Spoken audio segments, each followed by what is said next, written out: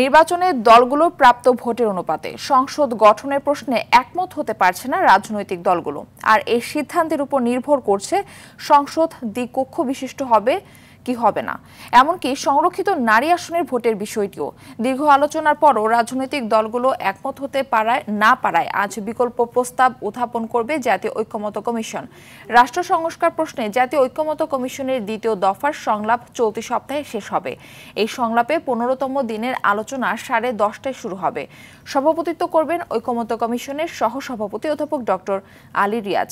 বৈঠকে পিআর পদ্ধতিতে নির্বাচন, দ্বিকক্ষ বিশিষ্ট সংসদ, গণভোটের বিধান চালু, তত্ত্বাবধায়ক সরকারের কাঠামো সহ বেশ কয়েকটি গুরুত্বপূর্ণ বিষয় বিকল্প প্রস্তাব উত্থাপন এবং তা নিয়ে আলোচনা হবে।